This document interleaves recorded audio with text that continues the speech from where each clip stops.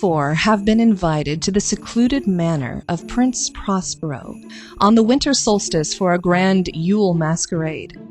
Prince Prospero's festivities are famous for their grandeur and their mystery, and this year, rumor has it that he will display a powerful artifact called the Crystal of Celestial Frost. However, this region has also recently been haunted by a mysterious illness known only as the Red Death, and it has taken the lives of many. This deadly affliction brings fever, red spots, and bleeding, striking fear into the people. But nonetheless, we have a party to attend to.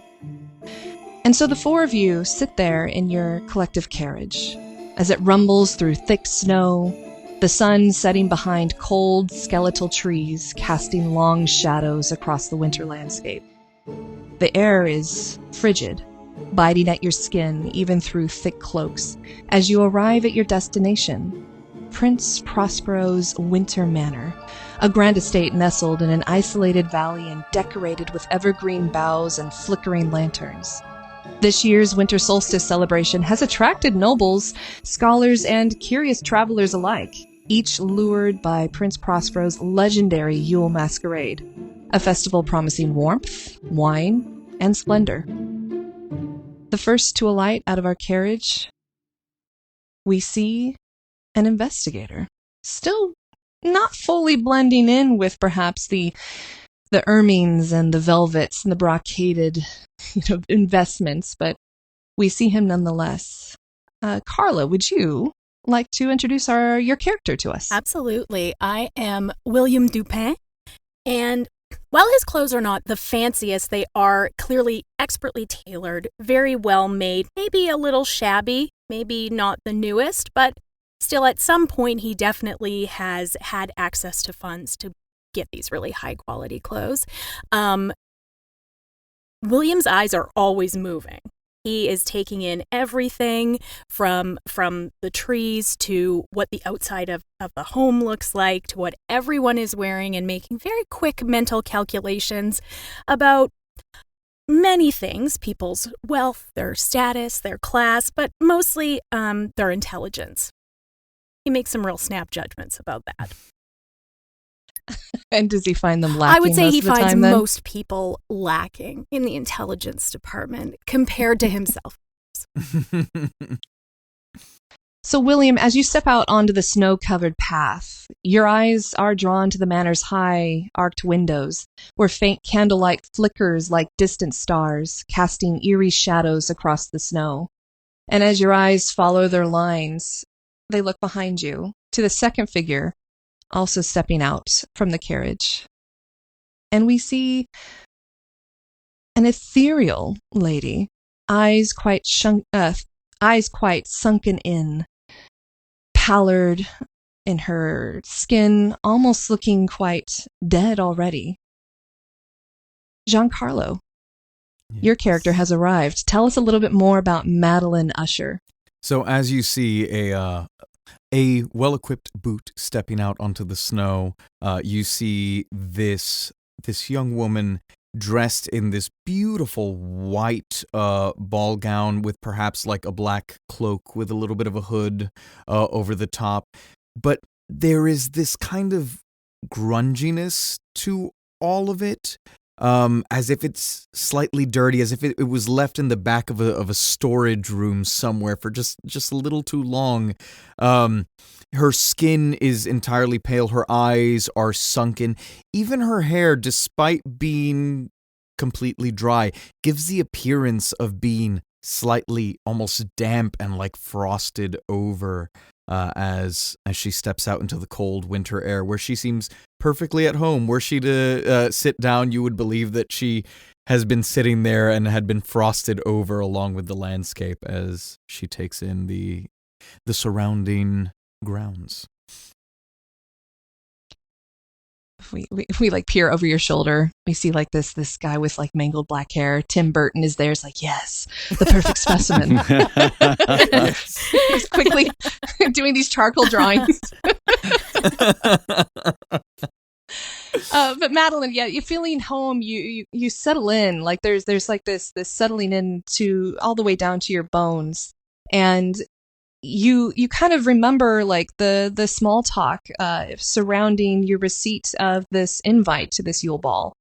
Even the talk perhaps whispered amongst those who were sitting in the carriage, but there has been really dark tales circulating in recent days, whispers of this Red Death, a terrible fevered affliction that drains the very life from its victims, leaving them bloodstained, broken, and quite dead.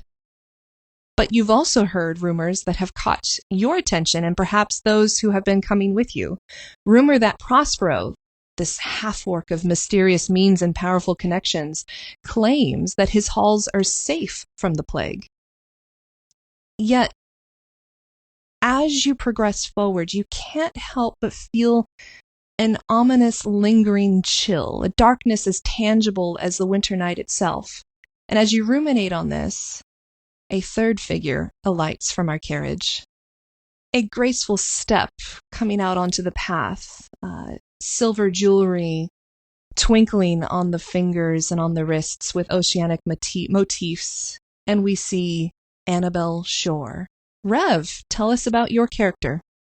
Yeah, so Annabel is dressed in this beautiful gown that almost kind of ripples and the colors cascade, looking like a wave that is hitting on the shore. And she's got a shawl over her shoulders that up close almost looks like the knitting of a fishing net, but from further back looks very ornate. She steps out and looks around as the wind whips by, and her gaze is kind of soft in the distance, and she tilts her head to the side as the wind howls, and she nods in agreement as if she's hearing something. And that wind carries you forward, propelling you to catch up with the first two. And as you approach, these massive double doors swing open, and you see just beyond it revealed a grand hall draped in greenery and hung with rich red and gold tapestries. And as you enter in, finally we have our last occupant of our carriage also exit. Lenore Ravenshadow, this pale, somber figure with dark hair and piercing reflective eyes, almost seemingly reticent to enter, finally follows behind. Emily, tell us about your character. Lenore is this graceful, elegant creature who sort of floats when she walks. Her dress is black, but she's got this feather detail on her shoulders and at the cuffs, and she is always sort of haunted by this spectral raven that follows her around, and she's not quite of this world, and the sort of the atmosphere that she brings with her is otherworldly, shall we say. She's not quite of this world. Which, for the first time in a while, perhaps what is throwing you off is that it doesn't seem like you stick out as much. It seems like you fit in here. Not only that, but for that carriage ride you had just had, which I'm wondering between the gowns that were in there, like how much, like I can just see like William Dupin's like face, absolutely, like just peeking out from the folds, covered in ruffles and like peeking through. Yeah. But you four do make it in without any no problems getting in. We're gonna get you guys in through these doors. But as you walk in, you see like even the gleaming suits of armor that line these halls are bedecked in holly and mistletoe. Music drifts from a distant room, cheerful yet tinged with a melancholic note. Masked guests weave through the shadows, their laughter punctuating the soft strains of a violin, as if they too sense a tension beneath the revelry. A robed figure approaches you four, bearing silver masks and offering each of you a glass of spiced wine to ward off the chill. The servant's voice is low, his words like a quiet promise. Welcome to Prince Prospero's winter solstice masquerade. tonight, all are safe within these walls. All are safe, so as long as you do not venture into shadows, best left undisturbed. And then he kind of inks back into the darkness of one of the halls. And with that, a second servant's a little bit kind of side-eyeing him a little bit too much, and you kind of hear one of them mutter like, "Really, Jerry? You can just calm down on the theatrics. Anyways, please." And he gestures for you four to enter the ballroom. Madeline you exchange looks, a look. Oh, yeah, go for it. No, Madeline looks to the shadows that Jerry has retreated into and goes, Are those the shadows we're not supposed to enter? The other one who just was gesturing you forward. No, don't. We're full of shadows tonight, you guys. It's just candlelight. Prospo wanted nothing but candlelight, so there's plenty of shadows for you to melt into, and it'll be just fine. Just fine. Marvelous. I think she has a very good point. How do we know which shadows are the safe and which are the dangerous? Let's just say all in the party. Look, if there's music and there's snacks and there's people there dancing, get in all the shadows you want. Do we need to have all three present simultaneously, or? Oh shit, I didn't think of that. He turns to another one. Yes, let's just say yes. All three present, and it is part of the party. And then you're not being a weird guest going into rest of the castle that you shouldn't be. Now, what if I need to use the necessary? Will there be dancing, drinks, and snacks in there, or will I be in danger? Fuck, I didn't think that. Okay, no, okay, we have... Hey, Tommy, go put some greenery in the bathroom and get one of the violinists in there. Put snacks. All right, you're good. You're good. Yes. If you don't mind a guy, like, doing a solo in there, you're fine. I don't. I prefer it. Oh. Okay. As long as it's just a solo.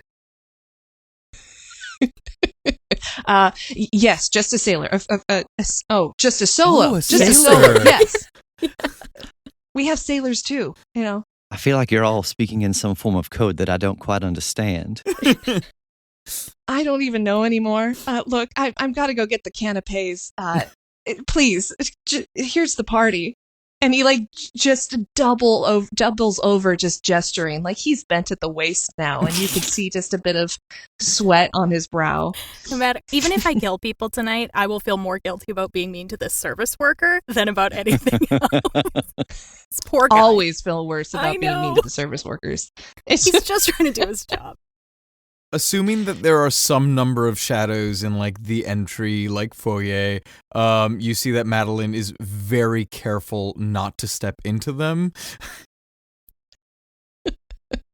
Just so I'm taking it Madeline will take directions very seriously. Oh yes, and very straightforward.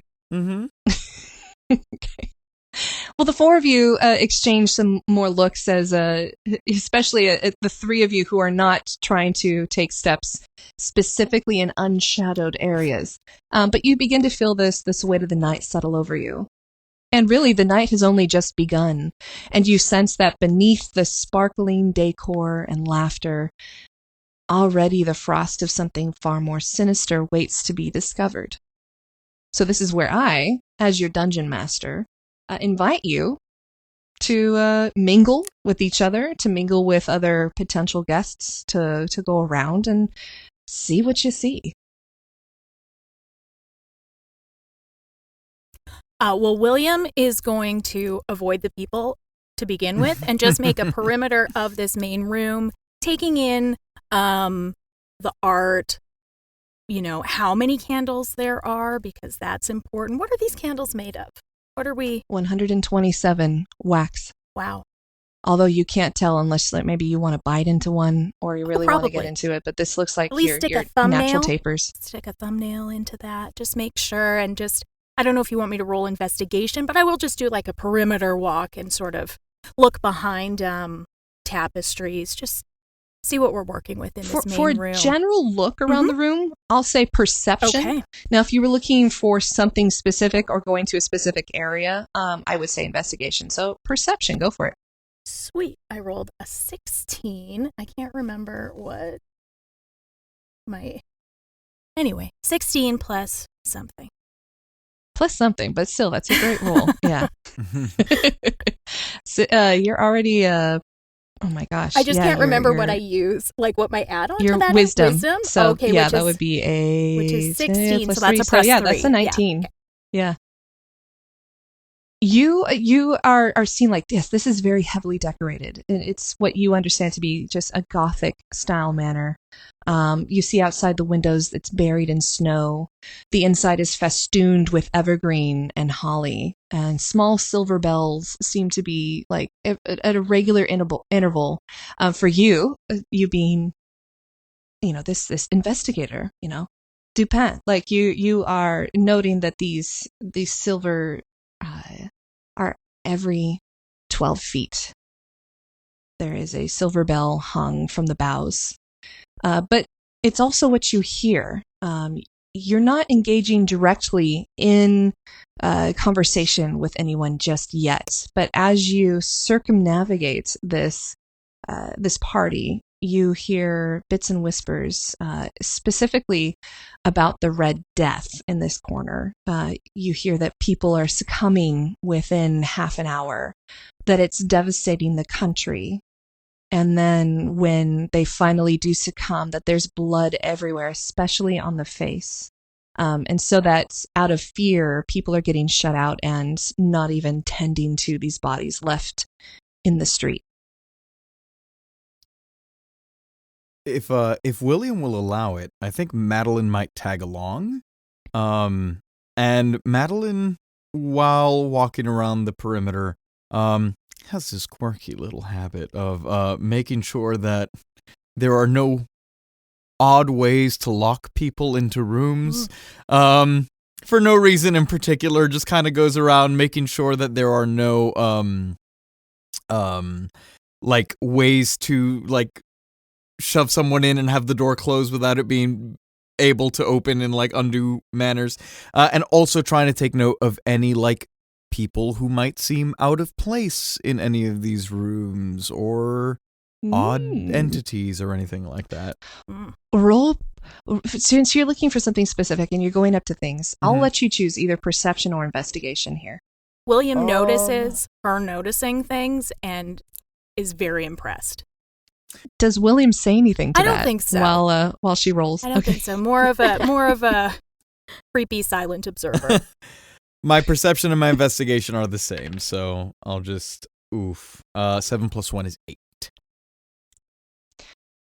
You go to a couple doors and find that they are locked. And then the third one, you kind of hear some light music being played in there, and you open it up and you do see it's a single-use bathroom, and there is a violinist like hurriedly setting up like tuning in the corner. And he's like, not yet. Almost. Just hang on. I'll play a little ditty here if that helps you go. Not yet, dear. You said single-use bathroom, and my brain went, wow, he is rich that he's just disposing of bathrooms after. Just poofs away right after. It could be. When you enter into a world like, I don't know, D&D or any other like magical system, you're like, it could happen. It could be. So you're going from them. But I will say with that 8 too, you bump into the back of one of the patrons here, this highly dressed, like floofy lady, hair piled atop her head to an astounding height where you wonder if it's magic or just very good hairdressers keeping it up there. She's like, hello, I am just enjoying these new canapes that came out. Have you seen the Prince Prospero? I want to pay him my compliments. Really, this is the most fun I've had in a while. I just love Prince Prospero. He's so happy and dauntless and sagacious, and that ass, really. I'm so happy every time I'm around him. Have you seen him? Madeline carefully steps out from the shadow being cast by her tall hair, and Oh, then good Lord. says, "No, I haven't seen him. How do you know Prince Prospero and that ass, of course?" Well, we took riding lessons together back in the day. I did the side saddle, and he did too, which I thought was very interesting. But he would do side saddle one at a time, and that's how he toned it. So I started it too, and you see this behind me. This is not a bustle, my dear. Oh, This is hard work. oh, that most impressive. Wait, actually, is it impressive? You tell me. Can I roll like perception? Roll for ass. Go for it. Yeah. Roll to I perceive. feel like she that should as- roll Constitution. That's an 18. That is, yeah. That is a very well toned shelf you see there. Despite being gaunt and pale, somehow you see like Madeline flushes even further, just like taken aback, almost like she's gonna faint at how impressive this rear end is. William notices none of this.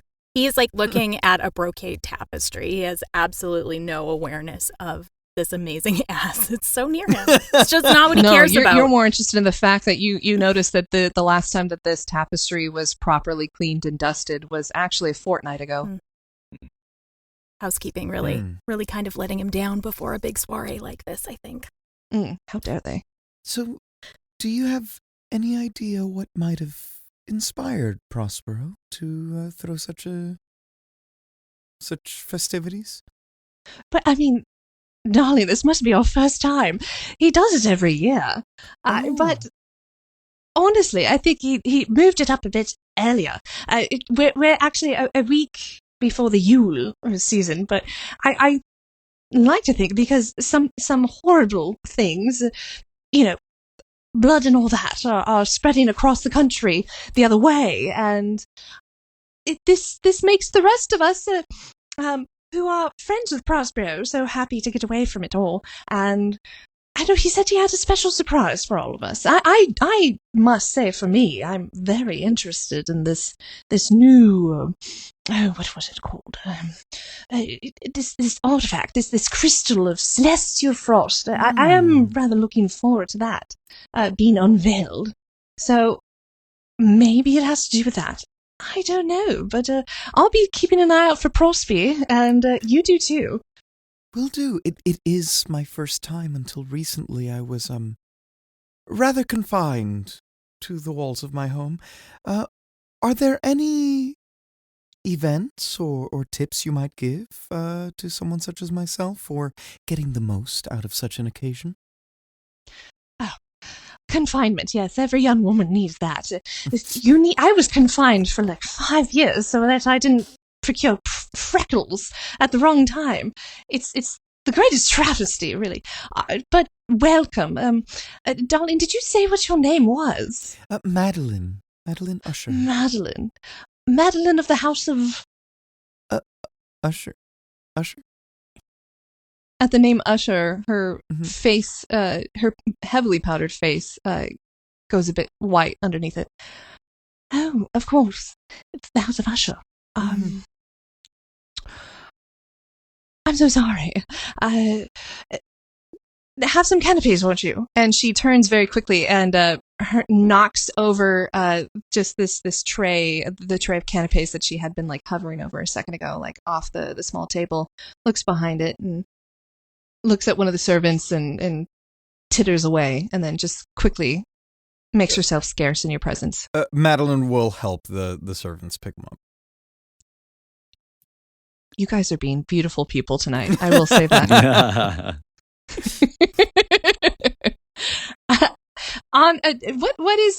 What are Lenore and Annabel up to at this point? Well, Lenore is currently standing in the main hall. Her spectral raven is sitting on her shoulder, and she sends the raven off to do a recce, shall we say? Oh, I like it. Okay. I don't have specific stats for your raven, but what I'd like to do, because there are certain things that the Raven is going to be very good at. So let's use your stat for perception and then roll with advantage.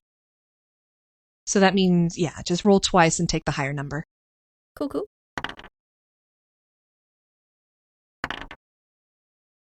16. Okay, yeah, he swoops over and alighting very lightly on one of those heavily festooned coats of armor that is like hanging over this fireplace. You see your Raven swoop over the room and alighting on this bust of Diana, this bust of Pallas, and looking around the room. Pallas is Athena. Where am I at? This lights on this bust of Athena, also known as Pallas, swiveling its head over the room. It stops, leans forward a bit, hunching, and then quickly comes back to your side. Hey, I think I saw something. I saw something weird. This guy, he has a huge ass. He was coming off this room off the main hall. He was straightening, he had his mask on, and he was straightening it, looking around in the way that I look around when I see blackberries and acorns, and you tell me no, and I say sorry, and then I go away anyway. But he left the room, he left the door ajar. Which door?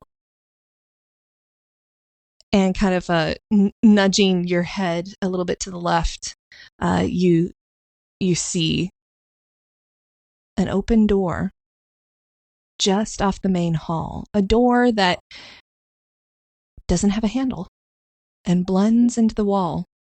You had just passed it on your way in. Do you think we should just walk in, or should we tap at the door? I mean, I can do the tapping. I love the tapping. Yeah, and he just starts like tapping on the side of your head. No, not my head. Not my head. No, we've been over this. No. Sorry. Yeah, we can tap. I mean, do you want to tell the others that you came in with? Are we friends now? Are we friends with them yet? I think it's a situation. Lenore, I want friends. Maybe. I just want friends. All right, okay, this once we have friends. God. Okay, so who's going to tell them? You or me? Well, they can barely see you, so I suppose it has to be me. Fine. Damn it. Okay, go.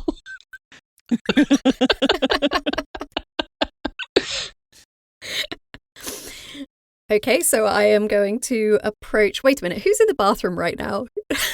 Just the violinist. Just the violinist. Just the we violinist. just opened the door and closed it.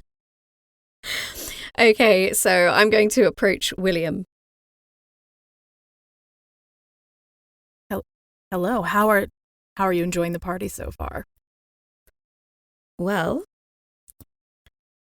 everyone here is almost as weird as I am, which is comforting, and we've just discovered a secret door, which is exciting. I love a secret door. Yeah. Secret door. Well, Madeline is here with me. I'm not sure where Annabel got off to. Sort of looking around. Camera shift. Where is Annabel right now? She is in the middle of the dance floor, spinning around with all of the dancers.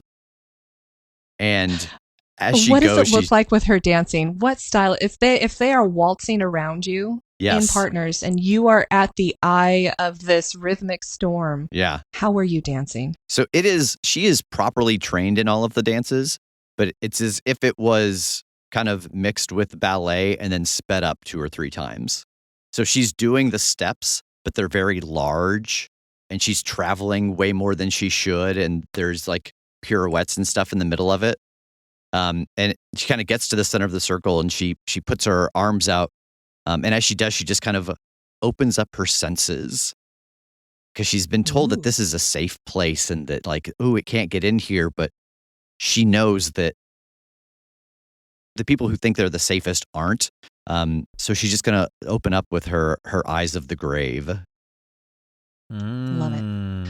And as you spin, you start to, in your mind's eye, this awareness starts to spread out like soft tendrils, almost water-like, as they weave through everything. And you have really been in tune with this in the past weeks as this Red Death has been spreading across the countryside. And you have seen it with your own eyes, too, in a way that strikes you with both curiosity and awe, but also fear. And so you feel the familiarity of it enough where you would recognize it. And so as these tendrils strike off across parts of them, as they wind around towards the front of the hall, you too, in your mind's eye, feel a place that has been opened that was not before. And entering in there, the tendrils of your awareness become icy, but not sickened, just icy.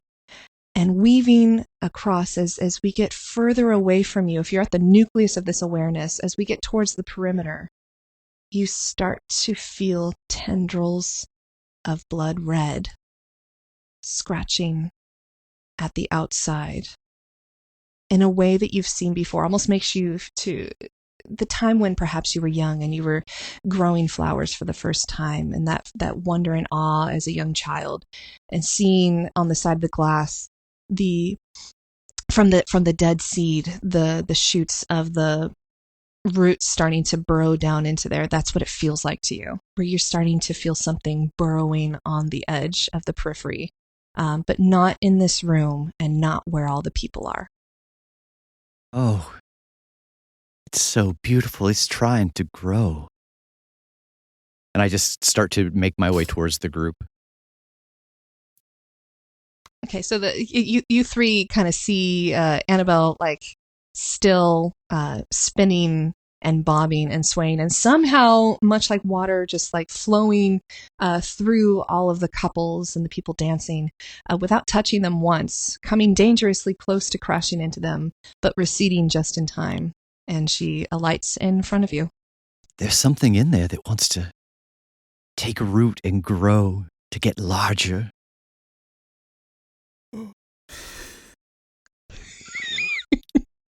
There are so many directions. Everybody could take this right now.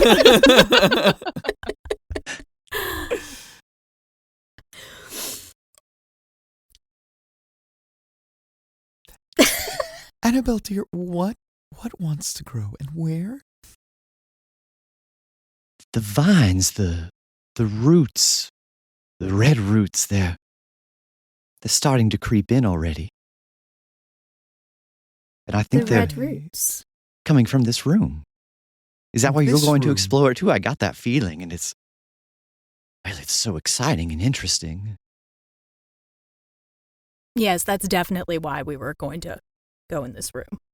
Absolutely. Yes. I'm just looking for the man with the terrific ass. He is also in this room. Oh, Yes.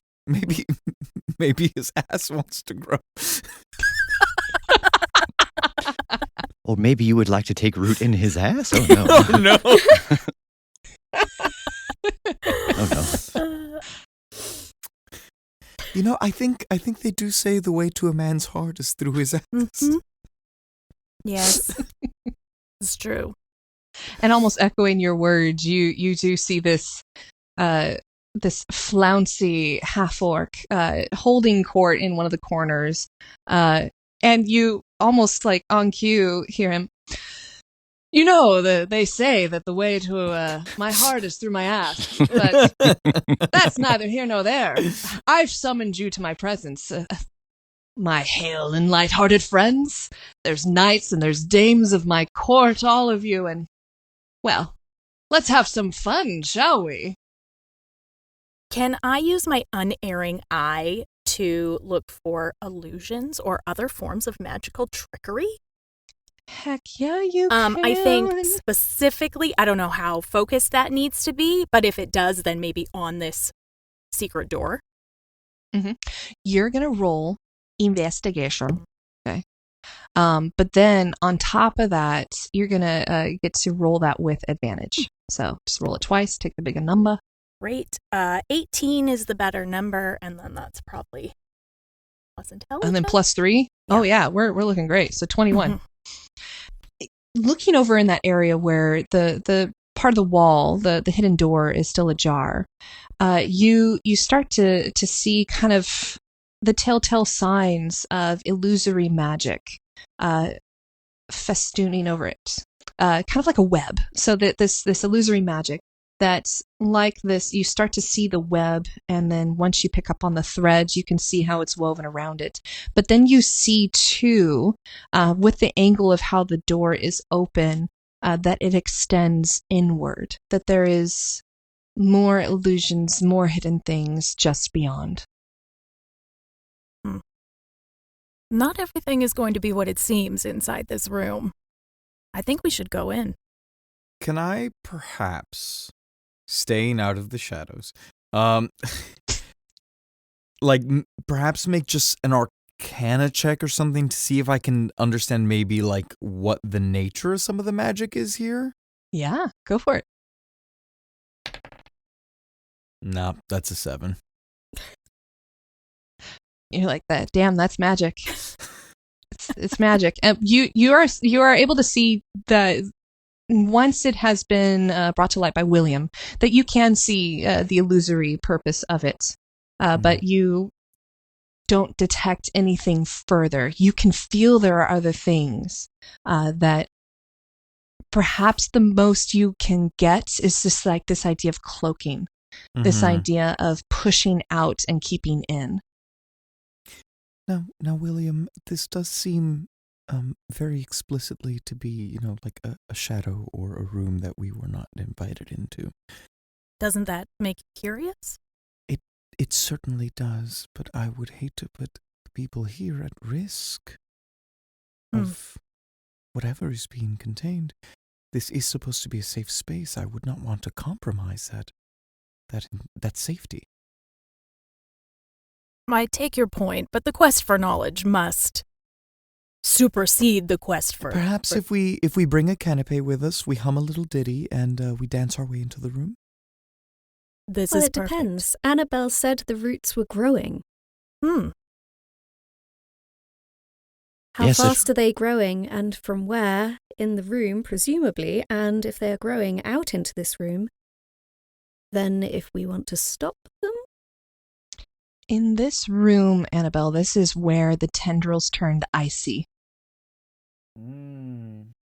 Yes, it was cold here, but in that room is where they thrive, where they're trying to take hold, to get larger. If you're afraid that this place is not safe, it's like the air, the wind, the water. If it wants to get in, it's already in.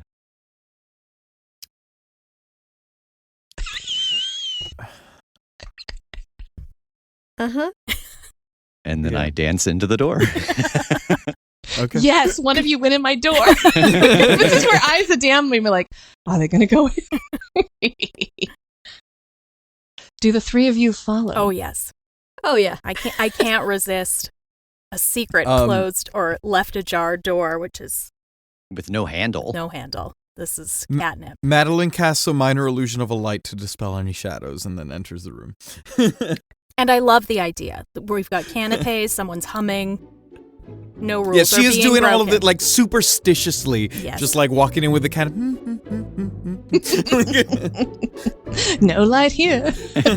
My handbag is actually a hurdy-gurdy that I start to play. a very sneaky entrance to the secret room.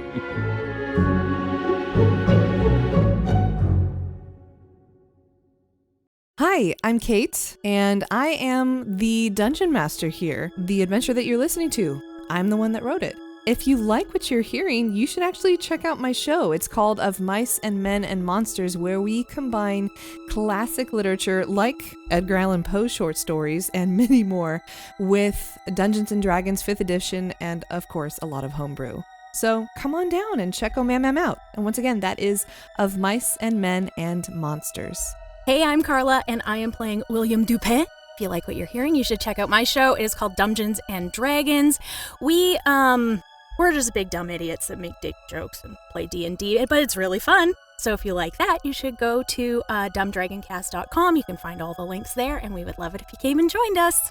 Hi, I'm Giancarlo, and I'm playing Madeline Usher. You should check out my show, Dungeons and Drimbus, where a group of actors get together and play tabletop games and try to make each other's lives more difficult. It's a fun time, and if you want to check out our most recent season, Yes Chef, just wrapped up, where we did a John Wick meets Hell's Kitchen style adventure, and we typically publish every Friday. Hey, I'm Rev, and I am playing Annabel Shore. And if you like what you hear, you should check out our show, The Critshow, which is an actual play podcast where we play Monster of the Week and other Powered by the Apocalypse games, all within the same dimension-hopping story. You can find it wherever you listen to podcasts. Hi, I'm Emily Inkpen, and I'm playing Lenore Ravenshadow. You should check out my show, The Dex Legacy, a dark, political sci-fi adventure set on a far future planet where a weapons manufacturer uses his genetically enhanced adopted children to terrorize the planet, while they find inventive ways to fight him at every turn. You can find seasons 1 and 2 on all platforms, and we'll be releasing season 3 in 2025. If you're looking for part 2, check out Of Mice and Men and Monsters.